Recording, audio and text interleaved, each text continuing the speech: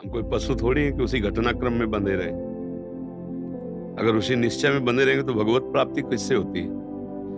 वृंदावन धाम वास किससे होता है? हमारे भाग्य में थोड़ी लिखा है वृंदावन बसना, हमारे भाग्य में थोड़ी लिखा है रामकृष्ण भजना। ज्योतिषाचार्य से दिखवा लो ज्योतिष, किसी की कुंडली में नहीं लिखा।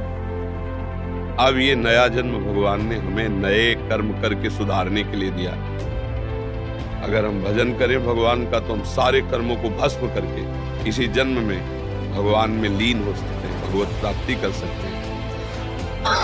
हम चाहे अपने कर्म बिगाड़ कर भूत प्रेत बन सकते हैं, सुअर कुत्ता बन सकते हैं, नरक जा सकते हैं। हमारे प्रारब्ध में तो लिखा सुअर बनोगे, वो तो केवल इतने शरीर का है कि इस हिसाब से तुम्हारी मृत्यु होगी, इस हिसाब से तुम्हें वहां जाना होगा, इस हिसाब से तुम्हें ये भोग मिलेगा दुख सुख का, आगे के कर्म का नहीं।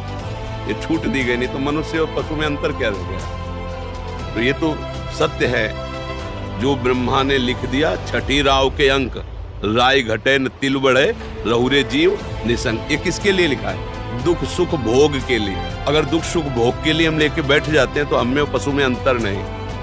हम मनुष्य शरीर में भगवान के अंश हैं। हम इस दुख सुख की परंपरा को नष्ट करेंगे, मिटा देंगे इस दुख सुख की परंपरा को, और इसी जन्म में भगवान की प्राप्ति करेंगे।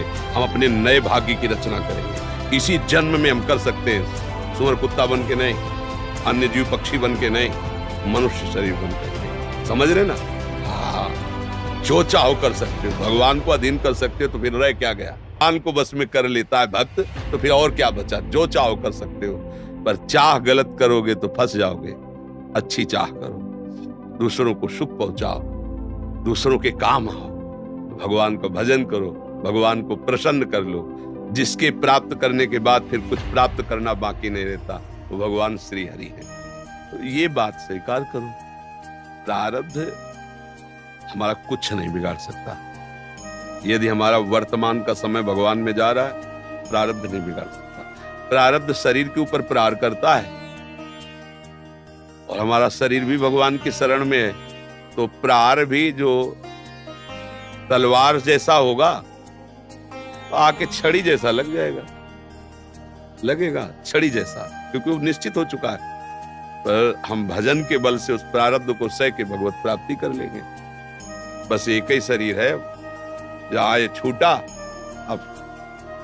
अब फिर आवागमन है। तो बार बार हम इस माँ के गर्भ में जाना, फिर पैदा होना, फिर प्रारब्ध भोग भोगना, ये क्रम चलता रहा है। अब नहीं चलेगा। अब मनुष्य शरीर मिला, इस क्रम को मिटा देंगे हम। किससे? भगवान के भजन के बल से। भजन नहीं है तो बातों से नहीं मिटता है। अवश्य में वो भोग भोगना पड़ेगा। Audio Jungle।